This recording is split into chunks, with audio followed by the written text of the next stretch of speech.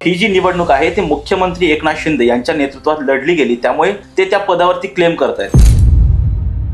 एकनाथराव शिंदेंनी 2.5 वर्षामध्ये उत्तम काम केलंय। अजितदादांबरोबर वर्षानुवर्ष काम केलेल्या कार्यकर्त्याला वाटतं की आमचे दादा मुख्यमंत्री व्हावे, देवेंद्रजींना मुख्यमंत्रीपद मिळावं ही भाजपच्या कार्यकर्त्यांची इच्छा आहे। जो चेहरा पुढे येईल तो महाराष्ट्राच्या प्रगतीसाठी सर्वोत्तम ठरेल। कटेंगे तो बटेंगे या कुठेतरी नाऱ्याला हिंदुत्ववादी संघटनांनी असेल कुठेतरी थोडासा पुढाकार घेऊन हा नारा चालवण्याचा प्रयत्न केला। हा देश काही मुस्लिम राष्ट्र नव्हता, हे मुसलमान परकीय आले, त्यांनी हल्ले केले आणि माझ्या देशाचे लचके तोडायचा प्रयत्न केला। राऊत असं म्हणतात की ज्यावेळी शिंदेची गरज संपेल त्यावेळेस भाजपा शिंदेना सोडून देईल। बाळासाहेबांना ज्यांचं आमची नैसर्गिक युती होती त्याच्यामध्ये मिठाचा खडा पडला। नमस्कार, मी राजरत्न जोंधळे, टॉप न्यूज मराठीमध्ये आपलं स्वागत। राज्यात विधानसभेच्या निवडणुका 20 तारखेला पार पडल्या। 23 तारखेला मतदान अर्थात निकालही लागला। महायुतीच्या बाजूने मतदारांनी स्पष्ट कौल दिला, परंतु अजूनही मुख्यमंत्री पदाचा सस्पेन्स अजूनही कायम आहे। काल मुख्यमंत्री एकनाथ शिंदे, उपमुख्यमंत्री देवेंद्र फडणवीस, उपमुख्यमंत्री अजित पवार यांनी केंद्रीय गृहमंत्री अमित शहा यांची नवी दिल्लीमध्ये भेट घेतली आणि या भेटीमध्ये अजून तरी मुख्यमंत्री पदाचा जो उमेदवार आहे त्याचं नाव अद्यापही पुढे आलेलं नाही। याच विषयी बोलण्यासाठी आपल्यासोबत भाजपाचे प्रदेश प्रवक्ते संदीप खर्डेकर सर आहेत। सर, तुमचं टॉप न्यूज मराठीमध्ये खूप खूप स्वागत। नमस्कार सर, काल आपण पाहिलं की मुख्यमंत्री एकनाथ शिंदे असतील, उपमुख्यमंत्री अजित पवार असतील, देवेंद्र फडणवीस असतील यांची केंद्रीय सहकार मंत्री तथा गृहमंत्री अमित शहा यांची भेट झाली। या भेटीत नेमकं काय घडलंय? या भेटीत काय घडलं हे 5 जणांना माहीत आहे। नरेंद्रभाई मोदी, अमितभाई शहा आणि ते तिघही। त्यामुळे मला असं वाटतं की सूत्र सूत्र सूत्र म्हणून गेले 2-3 वर्षामध्ये एक नवीन प्रकार जन्माला आलाय आणि तो सूत्र त्यांना योग्य वाटेल त्या पद्धतीनं ती बातमी चालवतो आणि सामान्य माणसांना दिवसभर चर्चेसाठी वाव मिळतो। मला असं स्पष्टपणे म्हणावं वाटतं की 3 मोठे पक्ष एकत्र आलेले आहेत, एक दैदिप्यमान विजय आम्ही मिळवलेला आहे आणि त्यामुळे स्वाभाविकपणे राज्याला विकासाच्या दिशेनं नेण्यासाठी, त्याला गती देण्यासाठी एक समतोल मंत्रिमंडळ तयार करणं, प्रादेशिक समतोल राखावा लागणार आहे, जातीय समीकरणं त्याच्यामध्ये आहेत, सर्व पक्षांना योग्य पद्धतीनं न्याय द्यावा लागणार आहे। या सगळ्याचा सारासार विचार करून योग्य ते चेहरा पुढे येईल आणि मला असं वाटतं की जो चेहरा पुढे येईल तो महाराष्ट्राच्या प्रगतीसाठी सर्वोत्तम ठरेल, सर्वांना बरोबर घेऊन जाऊन एकत्र चांगल्या पद्धतीनं काम करेल। सर, 23 तारखेला निकाल लागला, अगदी महायुतीला स्पष्ट बहुमत आहे। आता 6 दिवस उलटून गेले तरी पण मुख्यमंत्री पदाचा चेहरा का ठरत नाहीये? नाही का ना, साधं घरामध्ये संध्याकाळी कोबीची भाजी करायची का बटाट्याची भाजी करायची हे नवरा बायकोमध्ये ठरत नाही। अशा वेळेला एका राज्याचा, देशातल्या सर्वात मोठं राज्य युपी नंतर आपण ज्याला म्हणू शकू आणि 48 जागा ज्या राज्यामध्ये आहेत, ज्या राज्याचा संबंध हा देशाच्या आर्थिक राजधानी म्हणून मुंबईला आपण मानतो, हे राज्य देशाला प्रगतीवर जगामध्ये 3 नंबरवर नेण्यासाठी, अर्थकारण नेण्यासाठी अत्यंत महत्त्वाचं असं राज्य आहे। तर स्वाभाविकपणे 3 मोठे पक्ष, तिघाही पक्षांनी यश मिळवलेलं, म्हणून या सगळ्यांनी एकत्र येऊन चांगल्या पद्धतीनं पुढचा राज्याचा गाडा हाकावा यासाठी वरिष्ठांचं ते मार्गदर्शन घेत आहेत। पंतप्रधान नरेंद्रभाई मोदी असतील, अमितभाई शहा असतील, अमितभाई शहा तर आमचे चाणक्य म्हणून ओळखले जातात। त्यामुळे स्वाभाविकपणे ते तिघांना एकत्र करून काय करावं, कोणाला कुठलं मंत्रिमंडळ द्यावं, कोणाला कुठली खाती द्यावीत, कोणाची एक्सपर्टीज कशामध्ये आहे, या सगळ्याचा सारासार विचार करून हे करतायत। थोडासा वेळ लागतोय, पण येत्या 1-2 दिवसामध्येच मुख्यमंत्री पदाचा चेहरा आपल्या सर्वांच्या समोर येईल। आणि मी मागे सुद्धा ही गोष्ट स्पष्ट केली 3 दिवसापूर्वी, जेव्हा आम्ही सिद्धिविनायक मंदिराला आमच्या कार्यकर्त्यांनी त्या ठिकाणी अभिषेक केला, त्या ठिकाणी याग केला, महाआरती केली। हे प्रत्येक पक्षाच्या कार्यकर्त्याला वाटतं की माझ्या पक्षाचा नेता हा मुख्यमंत्री व्हावा आणि याच्यामध्ये काहीच गैर नाही। अजितदादांबरोबर वर्षानुवर्ष काम केलेल्या कार्यकर्त्याला वाटतं की आमचे दादा मुख्यमंत्री व्हावेत। एकनाथराव शिंदेंनी 2.5 वर्षामध्ये उत्तम काम केलंय। लाडकी बहीण योजनेपासून इतर विकासाच्या सर्व मुद्द्यांवर त्यांनी अतिशय पॉझिटिव्हली काम केलंय। विरोधकांना टोलवण्यापर्यंत सभागृहामध्ये ज्या पद्धतीचे त्यांची भाषणं होती लोकांना आवडली, त्यांनी उत्तम काम केलंय। पण देवेंद्रजींचं 5 वर्ष मुख्यमंत्रीपद, 2.5 वर्ष उपमुख्यमंत्रीपद, हे 14 ते 19 आणि त्यानंतरचे हे 2.5 वर्ष देवेंद्रजींची महाराष्ट्रामधली प्रतिमा ही एक सर्वसमावेशक नेतृत्व, जातीपातीच्या राजकारणामध्ये न अडकता केवळ आणि केवळ विकासाचा रोडमॅप हा लोकांसमोर सादर करणारं एकमेव नेतृत्व म्हणजे देवेंद्र फडणवीस. त्यामुळे देवेंद्रजींना मुख्यमंत्रीपद मिळावं ही भाजपच्या कार्यकर्त्यांची इच्छा आहे.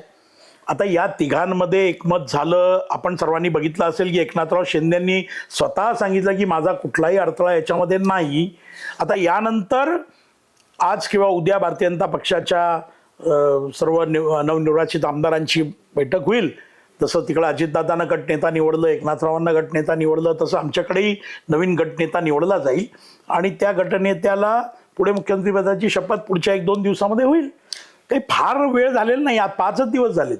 सर, तुम्ही आत्ताच म्हटलात की एकनाथ शिंदेंनी स्वतः पुढे येऊन असं म्हटलं की मला काही हरकत नाहीये जर भाजपचा मुख्यमंत्री झाला. पण काल रात्री जी काही बैठक झाली, या बैठकीचे जे फोटो बाहेर आले किंवा त्यानंतर त्यांनी प्रसार माध्यमांशी जे काही बोलणं केलं असेल त्यावेळी सुद्धा त्यांची एकंदर बॉडी लँग्वेज पाहिली किंवा ते फोटो पाहिले तर ते थोडेसे कुठेतरी नर्वस वाटत होते. असं तुम्हाला मला कधीच जाणवत नाही. एकनाथराव शिंदे जे भाई म्हणून ओळखले जातात त्यांची देहबोली ही कायम एकसारखी असते. अत्यंत प्रसन्न असतात ते आणि असं असतं की ताण असतो, अनेक वेळेला झोप पूर्ण झालेली नसते, अनेक वेळेला विविध भागांमधले विषय चालू असतात. ते आत्ता काळजीवाहू मुख्यमंत्री आहेत. अनेक ठिकाणचे अजूनही त्यांना सगळ्या गोष्टींची डे टू डे त्यांच्यावर इन्फॉर्मेशन जात असते. तुम्ही माणसाचा मूड हा कायम एकसारखा राहील, कायम कॅमेऱ्यांसमोर येताना माणसाने हसत मुखानेच यावं, ही जी एक कल्पना सध्या आहे ना, मला असं वाटतं की आपण थोडं डोकं दुखत असलं ना तर आपलेही चेहरे बदलतात. म्हणजे आपण आपल्या पत्नीबरोबर मुलांबरोबर सुद्धा त्यावेळेला थोडंसं आपल्या चेहऱ्यावरचे भाव असे असतात की तेही म्हणतात की अरे काय झालं बाबा तुम्हाला. त्यामुळे मला असं वाटतं की आपण कोणाच्या देहबोलीवर किंवा चेहऱ्यावर जाऊ नये. जे काही हे सर्व नेते अतिशय समंजस, राज्याचा गाडा चालवलेले आणि वर्षानुवर्ष राजकारणामध्ये ज्याला काय आपण म्हणूयात की राजकारणाचे धडे ज्यांच्याकडनं घ्यावेत अशा प्रकारचे नेतृत्व आहेत. त्यामुळे चेहऱ्यावर असा भाव होता, मग यांच्या चेहऱ्यावर हसरा भाव होता, मग अजितदादांच्या चेहऱ्यावरही हसरा भाव होता, मग आता अजितदादाच मुख्यमंत्री होणार. या सगळ्या कपोल कल्पित कथा असतात आणि येणाऱ्या काळामध्ये मला असं वाटतं की जबाबदार व्यक्तींनी अशा गोष्टींवरती फारसं लक्ष न देता आता विकासाचे मुद्दे आपण लोकांनी चर्चेमध्ये आणले पाहिजेत. मुख्यमंत्री हा 1-2 दिवसामध्ये ठरेल आणि त्यानंतर सर्वांनी एकत्र येऊन हे राज्य प्रगतीपथावर कसं जाईल, सर्वसामान्यांच्या इच्छा आकांक्षा कशा पूर्ण होतील, राज्याची प्रगती, राज्यामध्ये ज्या ज्या गोष्टी उणीवा राहिल्या समजा तर त्या उणीवा कशा दूर होतील याच्यावर लक्ष केंद्रित करावं असं माझं मत आहे. सर, तुम्ही आता म्हटलात की देवेंद्र फडणवीस मुख्यमंत्री होण्याची शक्यता जास्त आहे. मात्र आपण काही दिवसांपूर्वीच पाहिलं, म्हणजे अगदीच काल परवाची गोष्ट आहे की सुधीर मुनगंटीवार असतील किंवा विनोद तावडे असतील, या दोघांची सुद्धा नावं तितकीच जास्त चर्चेत होती. आणि भाजपचं आपण काही दिवसांपासूनचं राजकारण जर पाहिलं तर कुठेतरी धक्का तंत्राचा अवलंब करताना भाजप किंवा पक्षश्रेष्ठी अनेकदा पाहायला मिळतात. त्यांच्या डोक्यात नेमकं काय चालू आहे हे कधीच कळत नाही. राज्य प्रवक्ते म्हणून असं काही तुम्हाला आतमध्ये चालू असलेलं पक्षात चालू आतमध्ये काही चालू नसतं. मी आपल्याला पहिले सुरुवातीच्याच प्रश्नाला उत्तर देताना हे सांगितलंय की सगळं प्लेनली चालू असतं. नावं चर्चेमध्ये कोणतरी आपल्या आवडीचा व्यक्ती असतो, आवडीचा नेता असतो, मग त्याचा कार्यकर्ता हा सूत्र, मग तो कार्यकर्ता एखादा आमदार असतो, मग तो म्हणतो नाही भाऊ सुधीर भाऊ झाले पाहिजे. मग दुसरा एखादा आमदार पुढे येतो, तो म्हणतो की नाही सुधीर भाऊंपेक्षा ना तावडे साहेबच पुण्यात यायला पाहिजे. मग आमचा एखादा मराठवाड्यातला कार्यकर्ता त्याच्या मनात असतं, मग तो तिथल्या एखाद्या वार्ताहराशी बोलताना म्हणतो भाऊ पंकुताईचं नाव, पंकजाताईचं नाव लय जोरात आहे. तर या सगळ्या गोष्टी या कार्यकर्त्यांच्या चर्चांपुरत्या मर्यादित असतात. वरिष्ठ लेवलला मॅच्युरिटी असते, वरिष्ठ लेवलला सर्व गोष्टींची गणितं मांडून सर्व बाबींचा पुरेपूर विचार करूनच निर्णय घेतले जातात. आणि आपण आता जसं म्हणालात की त्यांची शक्यता जास्त वाटते, स्वाभाविकपणे देवेंद्रजींचा क्लेम आहे. देवेंद्रजींनी गेल्या वेळेला त्यागाच्या भूमिकेत ते गेले. आपल्या बालगंधर्वमधल्या सभा कार्यक्रमामध्ये भाजपच्या प्रदेश कार्यकारिणीच्या बैठकीमध्ये त्यांनी स्वतः सांगितलं की आपल्याला त्यागाची तयारी, मोठे ध्येय गाठायचे असतील तर काही गोष्टींमध्ये त्याग करावा लागतो. त्याप्रमाणे त्यांनी त्याग केला. 41 आमदार असताना सुद्धा देवेंद्रजींनी दुय्यम स्थान स्वीकारलं, उपमुख्यमंत्री झाले. आता समजा उद्या त्यांना मुख्यमंत्री केलं आणि एकनाथराव उपमुख्यमंत्री झाले तर याने काही फार मोठा फरक पडत नाही. त्यामुळे या चर्चा मला असं वाटतं की कपोलकल्पितच असतात आणि सूत्र म्हणून त्या चालतात. तर ठाण्यामध्ये एकनाथ शिंदेनी पत्रकार परिषद घेतली, त्यामध्ये ते असं म्हणाले की मला मुख्यमंत्री पदापेक्षा मला लाडक्या बहिणींचा भाऊ म्हणून अधिक रस आहे आणि तो मी लाडक्या बहिणींचा भाऊ म्हणून लोकप्रिय ठरलोय असं ते म्हणाले. पण त्यावेळी आपण बघितलं तर ते कुठेतरी नाराज असल्याचंही आपल्याला पाहायला मिळालं. आणि दुसरी एक महत्वाची गोष्ट म्हणजे ही जी निवडणूक आहे ती मुख्यमंत्री एकनाथ शिंदे यांच्या नेतृत्वात लढली गेली, त्यामुळे ते त्या पदावरती क्लेम करतायत. नाही, एकनाथरावांचं त्या दिवशीची संपूर्ण मुलाखत मी बघितली. ते अत्यंत प्रसन्न होते. त्यांच्या नेहमीच्या हलक्या फुलक्या शैलीमध्ये उत्तरं देत होते. म्हणजे त्यांची शैलीच अशी आहे की ते संवाद साधतात. ते असे रटा ज्याला आपण रटलेलं बोलत नाहीत. जे उत्स्फूर्तपणे जे वाटेल ते बोलत असतात. आणि त्याच्यामध्ये स्वाभाविकपणे महाराष्ट्रामध्ये आमच्या भगिनींनी भरभरून महायुतीला मतदान केलं आणि त्या महायुतीने भरभरून केलेल्या मतदानामुळे हे सामूहिक नेतृत्व होतं. एकनाथराव असतील, अजितदादा असतील, देवेंद्रजी असतील, यांच्या सामूहिक नेतृत्वामुळे हे यश मिळालं. आणि महायुतीचे तिन्ही नेते एकसंघपणे उभे आहेत. कोणी कितीही प्रयत्न केला ते तिघांमध्ये काही ना काही दरी निर्माण करावी किंवा तिघांना मध्ये एक वाक्यता नाही अशा प्रकारचं चित्र निर्माण करावं, तर तसं कधीही होणार नाही. तिन्ही नेते अत्यंत समंजसपणे आणि हातात हात घालूनच हा सगळा जो काही मुख्यमंत्रीपदाचा विषय आहे तो सोडवतील आणि पुढे जातील. जसं तुम्ही आता थोड्यापूर्वी बोलताना म्हणालात की देवेंद्र फडणवीस यांनी बालगंधर्वमध्ये कार्यकर्त्यांना संबोधित करताना असं म्हणाले की पुढे मोठं ध्येय गाठायचं असेल तर काही सॅक्रिफायसेस करावे लागतात. आता तुम्हाला मोठं ध्येय मिळालेलं आहे का? आता म्हणजे आता तुम्ही सॅक्रिफायसेस करणार नाहीत का? नाही, मोठी ध्येयांमध्ये बघा, आमची जी स्वप्न होती त्या स्वप्नांमध्ये जसं माझ्या पिढीचं जे स्वप्न होतं, ज्या काळामध्ये मी एक कार्यकर्ता म्हणून काम करत होतो त्यावेळेला आमची स्वप्न होती समान नागरी कायदा झाला पाहिजे. मी तेच आपल्याला सांगतो की समान नागरी कायदा झाला पाहिजे, अयोध्येतलं राम मंदिर झालं पाहिजे, किंवा जम्मू काश्मीर हा 370 कलम रद्द झालं पाहिजे आणि पाकिस्तानला सडेतोड उत्तर दिलं गेलं पाहिजे. तसं नव्या पिढीमधलं जे ध्येय आहे ते 5 ट्रिलियन इकॉनॉमी, जगातली तिसरी आर्थिक महासत्ता ही व्हायला पाहिजे. आणि मग जर ती तिसरी आर्थिक महासत्ता हिंदुस्थानाला करायचं असेल तर स्वाभाविकपणे त्याच्यामध्ये महाराष्ट्राचा रोल हा खूप मोठा असणार आहे. सगळी आर्थिक शक्ती ही मुंबईला आर्थिक राजधानी म्हटलं जातं ते उगाच नाही म्हटलं जात. देशाचं चलनवळ जे काही आहे ते सगळ्याचं उत्सर्ज हा मुंबईतनं होतो. त्यामुळे स्वाभाविकपणे आता मोठं ध्येय जे आहे पुढचं ते त्यावेळी जे ठरलं होतं सर, मुख्यमंत्री पदाबाबत ते बोललेले होते. कारण हो, मग त्यावेळेला सरकार येणं हेच महत्वाचं होतं. 5 आमदार असताना तुम्ही शिंदेंना मुख्यमंत्री पदाची ऑफर दिली होती, ते मुख्यमंत्री पद, आता त्यांना मुख्यमंत्री पदही मिळालं. आता आपण पाहिलं की तुम्हाला मोठं ध्येय तुम्ही गाठलेलं आहे का, त्यामुळे तुम्ही या पदाबाबत सॅक्रिफायसेस करणार नाहीयेत का? नाही, त्यावेळेला जे मोठं ध्येय होतं ते स्वाभाविकपणे सत्ता येणं हे अत्यंत महत्वाचं होतं. ज्या पद्धतीनं महाविकास आघाडीचं सरकार हे भ्रष्टाचाराने पूर्णपणे लिप्त झालेलं होतं, ज्या पद्धतीनं राज्याचे गृहमंत्री हे 100 कोटी महिना वसुलीसाठी काम करत होते, ज्या पद्धतीनं अंबानी साहेबांच्या घराच्या बाहेर बॉम्ब पेरण्याचा प्रयत्न झाला, ज्याप्रमाणे हिरेनीची हत्या झाली, असे अनेक प्रकार त्या काळामध्ये असे घडत होते की राज्य अराजकाकडे चाललंय की काय अशी परिस्थिती होती. अशा वेळेला जो हिंदुत्व आमचा बेस आहे तो बेस घेऊन पुन्हा एकदा सत्तेत येणं गरजेचं होतं. मग त्यावेळेला सत्तेत येताना आम्हाला सर्वात मोठा हात दिला तो एकनाथरावांनी दिला. सर्वात मोठं बंड शिवसेनेतलं ज्याला आपण म्हणूयात ते करताना त्यांनी शिवसेना फोडली नाही तर मूळ शिवसेना माझी आहे हे त्यांनी सिद्ध केलं, जे न्यायालयातही सिद्ध झालं. अजूनही न्यायालयामध्ये त्याच्यामध्ये काही विषय प्रलंबित आहेत. आणि सगळ्यात महत्त्वाचं म्हणजे एकनाथरावांनी येत्या निवडणुकांमध्ये 57 जागा जिंकून हे सिद्ध केलं की माझीच शिवसेना ही खरी आणि महाराष्ट्राच्या जनतेला आवडलेली शिवसेना आहे. जसं तुम्ही आता म्हणालात की हिंदुत्व तुमचा बेस आहे, तुम्ही शिंदेंना सोबत घेतला, आता शिंदेची शिवसेना असं तुम्ही म्हणताय, आता सुप्रीम कोर्टामध्ये केस पण चालू आहे, परंतु अजितदादांना सोबत घेण्यामागचा उद्देश काय होता? कोणती विचारधारा? अजितदादा हे अत्यंत, ज्याला आपण असं म्हणूयात की is a very good administrator, प्रशासनावरती अतिशय चांगली पकड असणाऱ्या प्रगतीची जाण असणारे असे आमचे अजितदादा आहेत. अजितदादांचं भाजपबरोबर आपल्याला आठवत असेल तर 2019 मध्ये सुद्धा जो पहाटेचा शपथविधी झाला त्यालाही अजितदादा आमच्या बरोबर होते. ती प्रक्रिया 2019 मध्ये सुरू झाली होती. त्यांना कोणी त्यावेळेला जा म्हटलं, कोणी नंतर पाठिंबा काढून घेतला, या चर्चेत मी जाऊ इच्छित नाही.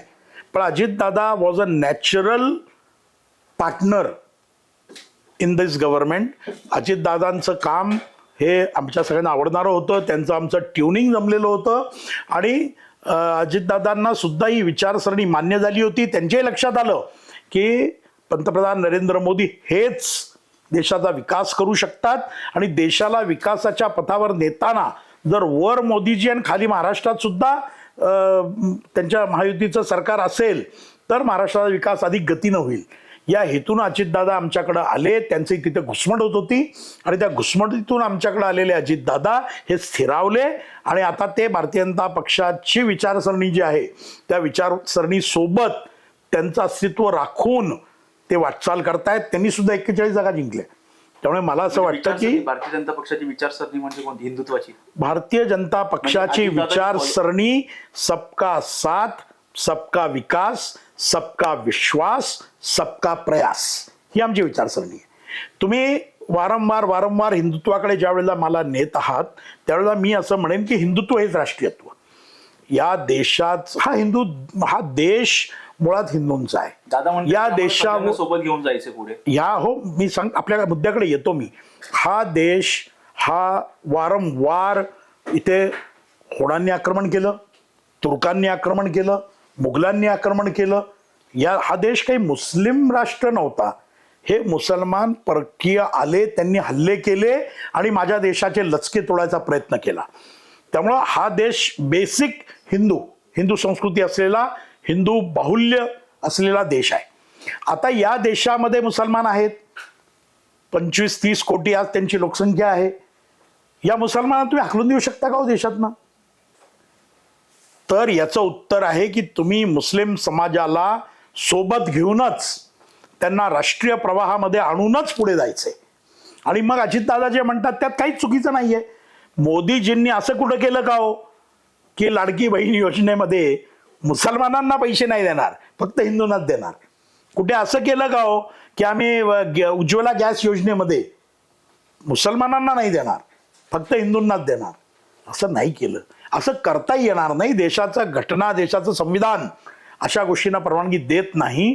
पण जे मुसलमान हिंदुस्थानामध्ये राहून पाकिस्तानचे गुणगान करतात, जे पाकिस्तानचे क्रिकेटची टीम जिंकल्यानंतर फटाक्यांची माळ लावतात, जे अतिरेक्यांना मदत करतात, अशा मुसलमानांना आमचा विरोध आहे आणि तो कायम राहील.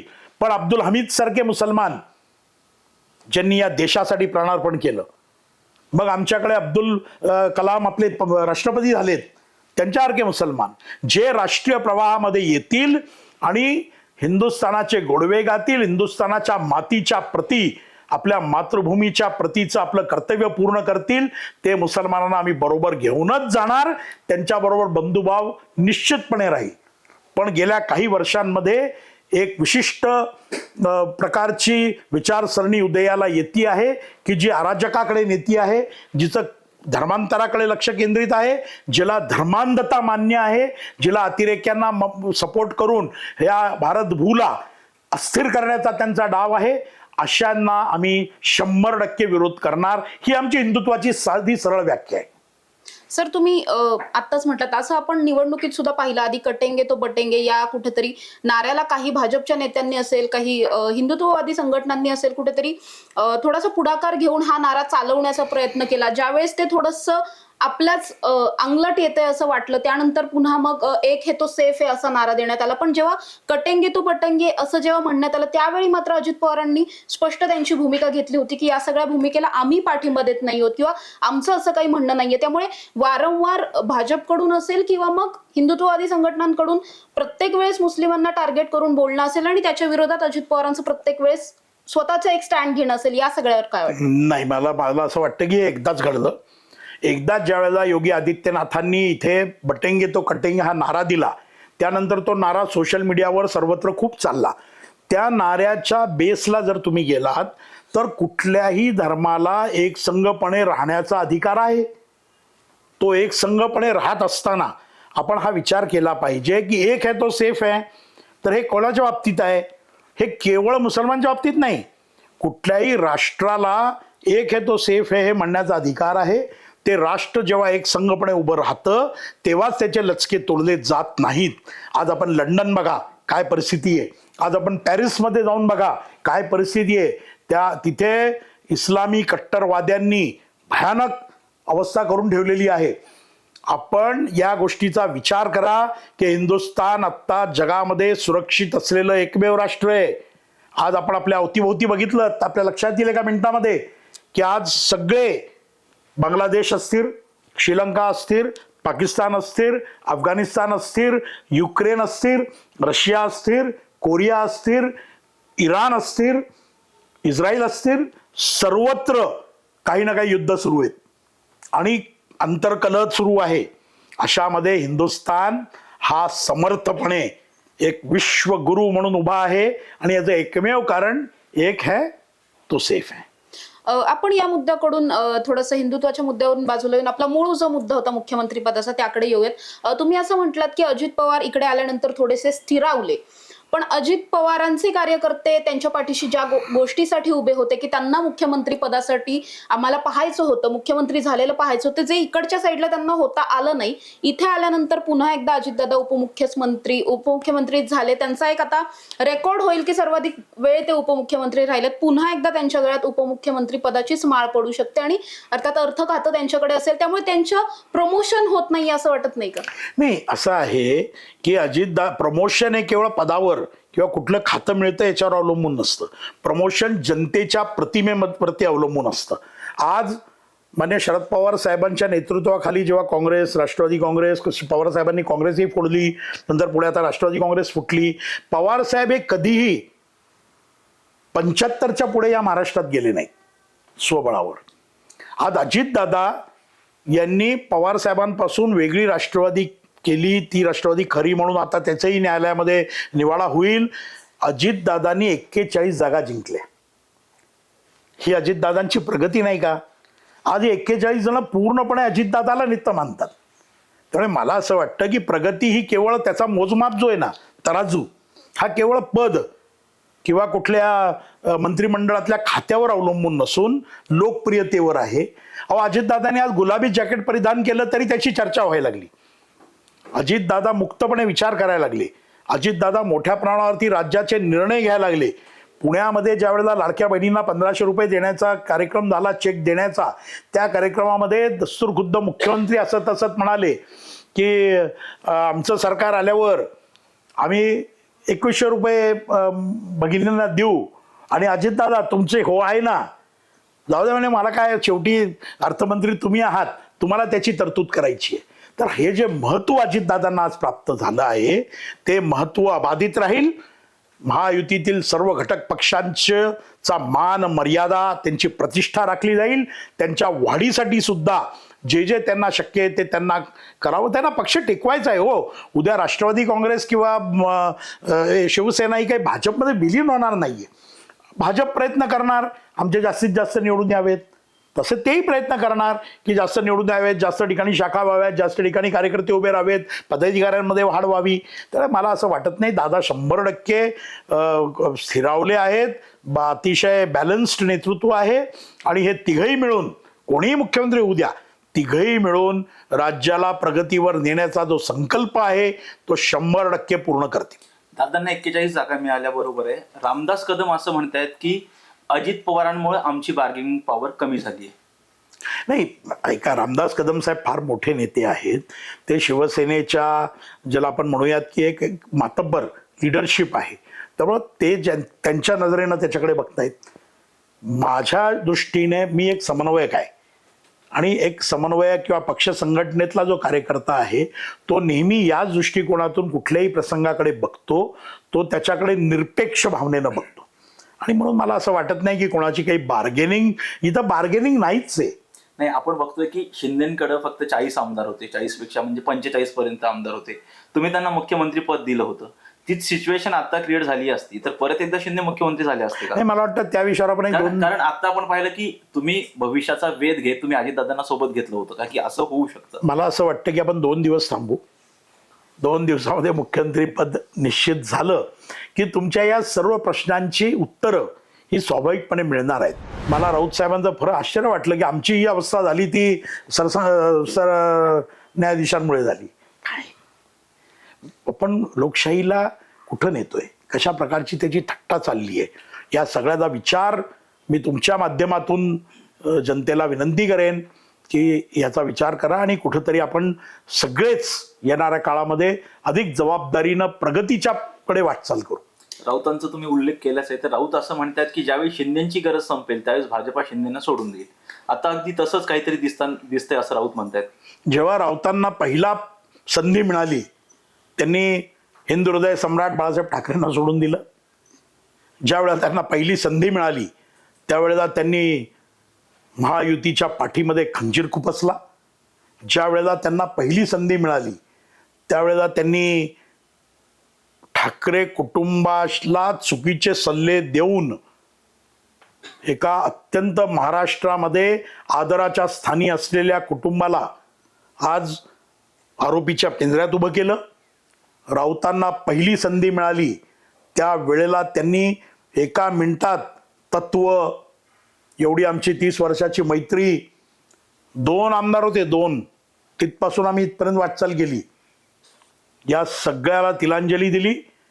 त्यामुळं राऊत साहेब जे बोलतात त्याला किती महत्त्व द्यावं हे आता कुठंतरी सर्वांनीच ठरवण्याची वेळ आली आहे. वाताहात केली त्यांनी. आज दुःख होतं या महाराष्ट्रामध्ये जी उत्तुंग व्यक्तिमत्व झाली त्या उत्तुंग व्यक्तिमत्वांमध्ये हिंदू हृदय सम्राट बाळासाहेब ठाकरेंचं नाव आवर्जून घ्यावं लागेल. त्या बाळासाहेब ठाकरेंच्या शिवसेनेची महाराष्ट्रामध्ये अशी अवस्था ज्या राऊत साहेबांमुळे झाली, त्या राऊत साहेबांनी आता सकाळी 9 वाजता येऊन महाराष्ट्रातल्या जनतेला भ्रमिष्ट करण्याचं आणि काहीतरी वेडवाकडं बोलून दिवसभर तेच चालवण्याचं बंद करावं असं आवाहन मी आपल्या माध्यमातून त्यांना करेन. ते त्यांचं काम चोख करतायत. त्यांना फक्त एवढंच हवं आहे की दिवसभर चॅनल चालले पाहिजेत आणि काहीतरी बोलायचं आणि त्याच्यातून वातावरण खराब करायचं. पण ह्यामुळे माणसांची मनं दुरावतायत. यामुळे राजकारणामध्ये एक जो मैत्रीचा हात एकमेकांचा होता, एकमेकांच्या खांद्यावर हात होता, हो, या लेवलला महाराष्ट्राचं राजकारण कधीच गेलं नव्हतं. हे सगळं या लेवलला नेण्याचं पाप हे केवळ आणि केवळ संजय राऊत सारख्यांचं आहे आणि त्यांनी हे करू नये अशी मी त्यांना हात जोडून आपल्या माध्यमातून विनंती करेन. तुम्ही आता म्हणालात की ठाकरेंची शिवसेना फुटली, त्यांची जी अवस्था झाली तसं वाईट वाटतं. ठाकरेंच्या शिवसेनेची आणि भाजपाची भविष्यात युती होऊ शकते का? नाही, मला वाटतं आता ती वेळ निघून गेली. ज्या खालच्या दर्जावर, खालच्या हीन पातळीवर जाऊन आमच्यावर टीका केली गेली, वाईट वाटतं म्हणताय म्हणून म्हणतो. वाईट यासाठी वाटलं कारण बाळासाहेब ठाकरेंबरोबरची आमची नैसर्गिक युती होती. माननीय महाजन साहेब, माननीय मुंडे साहेब आणि बाळासाहेब यांच्यामध्ये अतिशय स्ट्रॉंग बॉन्डिंग होतं. माननीय अडवाणी साहेब आणि बाळासाहेब एकमेकांना आलिंगन देऊनच भेटत होते. माननीय अटल बिहारी वाजपेयींचं सुद्धा 95 ते 99 जेव्हा आमचं सरकार राज्यामध्ये होतं त्यावेळेला आशीर्वाद होता.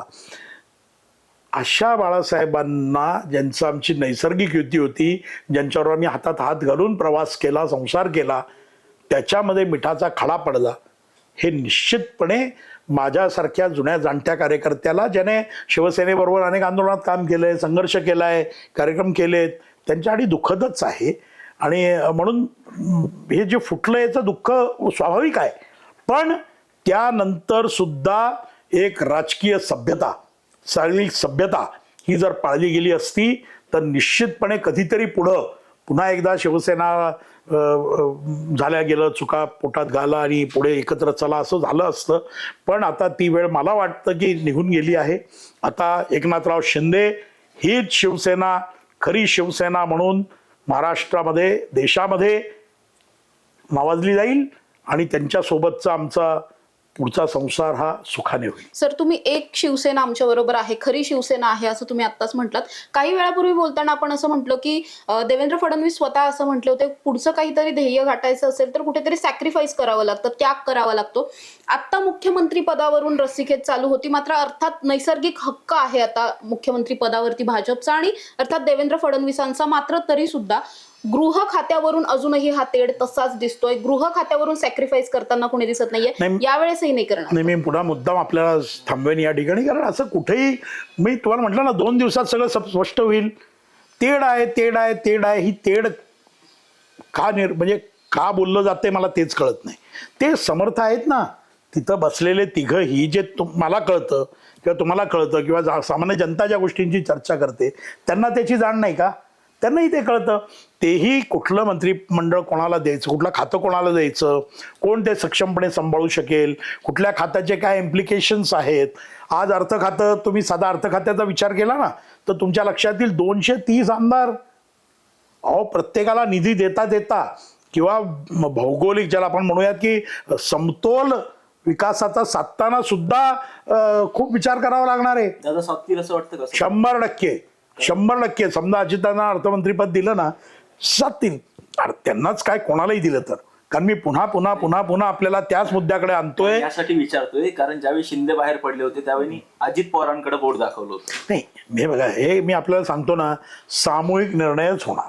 कोणी काहीही म्हटलं तरी आता आम्ही ज्या परिस्थितीत आहोत, 137 भाजप, 57 शिवसेना, 41 राष्ट्रवादी, तेव्हा असं कुठंही होणार नाही. तिघही एकत्रितपणे बसूनच मंत्रिमंडळ बैठकीमध्ये प्रत्येक विषयावर चर्चा होते. एखाद्या विषयावर नापसंती असेल तर तीही व्यक्त होते. मग ती नापसंती असताना ती त्याची नेमकी भूमिका समजून सांगितली जाते आणि मग आपण पुढे जात असतो. सर, सगळ्या खात्यांबद्दलचे निर्णय हे पक्षश्रेष्ठींकडून घेतले जातील असं तुम्ही म्हणताय. राज्य प्रवक्ते आहात तुम्ही, समन्वयक आहात, मात्र एक कार्यकर्ता मूळ जो आहे, कार्यकर्त्याची इच्छा काय कुठली खाती असावी? नाही, मला कार्यकर्ता म्हणून काही वाटत नाही. मला एवढंच वाटतं की देवेंद्रजी माझे नेते, देवेंद्र फडणवीस मुख्यमंत्री व्हावेत. या पुढचा अधिकार हा केंद्राचा आहे आणि तो अमितभाई या तिघांना एकत्र बसवून सगळं व्यवस्थित करतील. 5 वर्षांसाठी व्हावेत? 5 वर्षांसाठी नाही, पुढच्या 10 वर्षांचा रोडमॅप आहे. भाजप कायम सत्तेत राहणार आहे, महायुती सत्तेत राहणार आहे, केंद्रातही आम्ही पुन्हा पुन्हा सत्तेत येत राहणार आहोत. कारण जनतेला विकासाचा रोडमॅप आणि एक है तो सेफ है, या दोन्ही गोष्टी मनापासून आवडल्या. तुम्ही म्हणताय की देवेंद्रजी तुमचे नेते आहेत, त्यांनी मुख्यमंत्री व्हावं, परंतु दुसऱ्या बाजूला आपण बघतो की शिंदेचे जे आमदार आहेत ते म्हणतात की शिंदेंनी मुख्यमंत्री व्हावं. जर शिंदेंना मुख्यमंत्री केलं नाही तर आगामी ज्या BMCच्या निवडणुका आहेत, महापालिकेच्या निवडणुका आहेत, त्यामध्ये ठाकरेंची शिवसेना भरारी घेऊ शकते. त्यामुळे शिंदेनाच मुख्यमंत्री करा अशी त्यांच्या आमदारांची मागणी होती. कोणीही भरारी घेणार नाही. आपल्याच स्टुडिओमध्ये मी 20 तारखेला मतदान झाल्यानंतर आलो होतो आणि त्याही वेळेला मी आपल्याला सांगितलं होतं की चिंता करू नका, आम्ही सर्व जागा जिंकून चांगल्या बहुमतानं सत्तेवर येणार आहोत. तसंच महापालिकाच्या निवडणुका जेव्हा होतील तेव्हा, आता ते सर्वोच्च न्यायालयात आहे, पुन्हा फेररचना होणार आहे, प्रभाग रचना होणार आहे, त्यामुळं आम्ही एकत्रपणे चांगल्या पद्धतीनं निवडणुकांना सामोरं जाऊ. कार्यकर्त्यांच्या मनामध्येही कुठलाही संभ्रम नाही आणि चांगलं प्रशासन. आत्ता डबल इंजिन आहे, टेबल इंजिन सरकार येईल आणि मुंबई, पुणे, संभाजीनगर, कोल्हापूर, नाशिक, सर्व जी महानगरं या राज्यातली आहेत त्यांच्याबरोबर ग्रामीण भागांचा विकास सुद्धा आम्ही साधू, एवढं वचन मी आजच्या या मुलाखतीच्या निमित्तानं आपल्याला देतो. तुम्ही जसं म्हणालात की आमच्या स्टुडिओमधूनच तुम्ही सांगितलं होतं की महायुती जास्तीत जास्त जागा जिंकेल, परंतु महायुतीने जास्तीत जास्त जागा जिंकल्या, परंतु ज्यावरती निवडणुका झाल्या, EVM वरती निवडणुका झाल्या, त्यावरती विरोधकांकडून प्रश्नचिन्ह उपस्थित केलं चाललंय की इस्रायल टेक्नॉलॉजीने हे EVM मॅनेज केलं. खिसियानी बिल्ली खंबा नोचे या फिर वो नाच न जाने अंगण तेडा, अशा प्रकारच्या म्हणी आहेत. आपल्या मराठीत सुद्धा अत्यंत चांगल्या म्हणी या बाबतीमध्ये आहेत. त्यामुळं मी एक शेर म्हणेन आणि आपण ही मुलाखत मला वाटतं आता आटोपती घेऊयात की वो जो फिरते हैं आईना लिए गैरों के लिए, वो जो फिरते हैं आईना लिए गैरों के लिए, अपना गिरेबान अगर झाकेंगे तो डर जाएंगे. हरियाणामध्ये म्हणजे झारखंडमध्ये EVM चांगलं, महाराष्ट्रात चांगलं नाही. जिथे विजय होतो तिथे चांगलं आणि जिथे पराभव होतो तिथे ईव्हीएम वाईट हे सुप्रीम कोर्टाने सुद्धा परवा फटकारलेलं आहे. त्यामुळे आता ईव्हीएम हा मुद्दा कोणी वारंवार काढू नये. ईव्हीएमचा विषय हा आता बंद झालेला आहे आणि निष्पक्षपणे झालेल्या निवडणुकांमध्ये आम्हाला उत्तम विजय प्राप्त झालाय. मोठं मन करून आमचं अभिनंदन करायला पाहिजे. ते न करता राऊत नावाचा भोंगा जो रोज सकाळी सुरू होतो तो भोंगा आता कालांतराने हळूहळू त्याचा आवाज हा बंद होईल. धन्यवाद सर, तुम्ही आमच्याशी संवाद साधलात. आज खूप वेगवेगळ्या प्रकारची माहिती दिलीत. अर्थात मुख्यमंत्री पदाचं नाव तुमच्याकडूनही आम्हाला कळलेलं नाहीये. संपूर्ण महाराष्ट्राला मुख्यमंत्री कोण असेल याचे वेध लागलेले आहेत. पुढच्या 2 दिवसात गटनेता ठरणार आहे आणि त्यानंतर अंदाजे 2 डिसेंबरच्या आसपास हा शपथविधी होऊ शकतो अशा चर्चा सध्या चालू आहेत, किंवा मग 6 डिसेंबरला शपथविधी होईल अशा दोन्ही प्रकारच्या चर्चा चालू आहेत. अर्थात मुख्यमंत्री कोण होणार याचा सस्पेन्स शपथविधीचा दिवस येईपर्यंत कायम राहताना आपल्याला पाहायला मिळेल.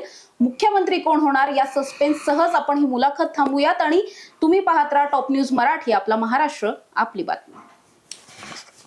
टूर्स अँड ट्रॅव्हल्स विश्वातील एक विश्वसनीय नाव मँगो हॉलिडेज घेऊन आले आहेत धम्माल फॉरेन टूर्स खास तुमच्यासाठी. एक्झॉटिक युरोप 17 रात्री 18 दिवस, साऊथ आफ्रिकन सफारी 9 रात्री 10 दिवस, नॉर्दर्न लाईट्स 8 रात्री 9 दिवस, दुबई अबुधाबी 5 रात्री 6 दिवस, व्हिएतनाम कंबोडिया 8 रात्री 9 दिवस. तर आजच आपली सीट बुक करा आणि आपल्या फॉरेन टूर्स मेमोरेबल करा. मँगो हॉलिडेज म्हणजेच अविस्मरणीय सहलीचा अनुभव. मँगो हॉलिडेज, 4था मजला, स्वोजिस कॅपिटल अतिथी रेस्टॉरंटच्या वर, लॉ कॉलेज रस्ता, पुणे 4. संपर्क पुणे 83 839 505 किंवा 80 80 81 74 54. मुंबई 83 839 503 किंवा 96 53 18 74 78. Come on guys, hurry up. अरे सुन ना, एक ब्रेक ले लेते हैं. Guys, I'm telling you, तुम लोगों को सही से ट्रैकिंग नहीं आता. But that's okay, you can learn. रोज का ढक्कन देना. तो ये रेड वाला है, सही वाला देना. अबे ढक्कन, पहले तो सही पानी पीना.